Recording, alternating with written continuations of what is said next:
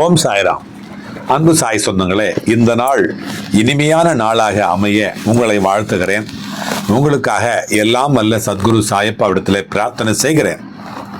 அன்பு சாய் சொந்தங்களே, யாருக்கெல்லாம் வீடு கட்டி கொடுத்தன போகணும் அப்படின்னு நினைக்கிறவங்கள இந்த கமெண்ட் பாக்ஸில் ஓம் சாய்ராம் போடுங்க. நீங்களும் வீடு கட்டுவீங்க, கொடுத்தனம் போவீங்க. இப்போ பாருங்க, நம்ம தங்கை சாய் தங்கை வருமான வரித்துறையில் நேர்மையாக நெஞ்சு நிமிர்ந்து பணியாற்றி நேர்மையோடு பணியாற்றி ஓய்வு பெற்ற தங்கை பிரேமலதா. பாபாவுடைய பிள்ளை தானே. மனசுக்குள்ளார ஒரு ஆசை, ஒரு சொந்த வீடு வாங்கணும், என்னுடைய உழைப்புக்கு ஒரு அமைதியான ஒரு கூரை வேணும் அப்படின்னு ரொம்ப நாளாக கனவு கண்டாங்க.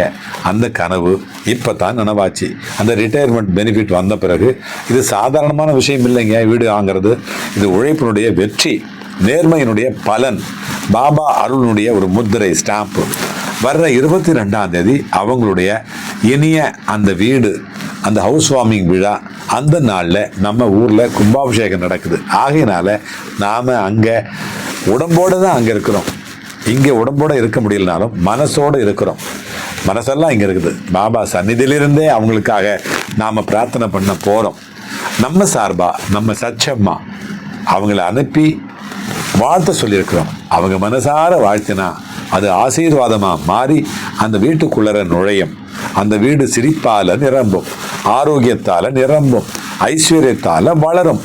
தீய சக்தி அருகே வரவே வராது. கதவு திறந்தால் நல்ல மனிதர்கள் தான் வருவாங்க. சமையல் அறையில் அன்னபூரணி அருள் நிலைக்கணும். பூஜை அறையில் பாபாவுடைய அந்த சந்நிதியாக மாறணும், ஒளி வளரணும். பார்க்குற நீங்களும் கூட ஒரு நிமிஷம் மனசார அந்த வாழ்க வளமுடன் அப்படின்னு ஓம் சாய்ராம் சொல்லி வாழ்த்துங்க. நல்ல மனசோட சொல்லப்பட்ட அந்த வாழ்த்து கண்டிப்பாக வெல்லும். பாபா கேட்பாரதை ஆசீர்வாதம் செய்வார், உங்களையும் செய்வார். இதை கேட்குறவங்க பார்க்குறவங்க எல்லாருமே ஓம் சாய்ராம் கீழே பதிவு போட்டிங்கன்னா கண்டிப்பாக நீங்களும் வீடு கட்டுவீங்க. சரியா?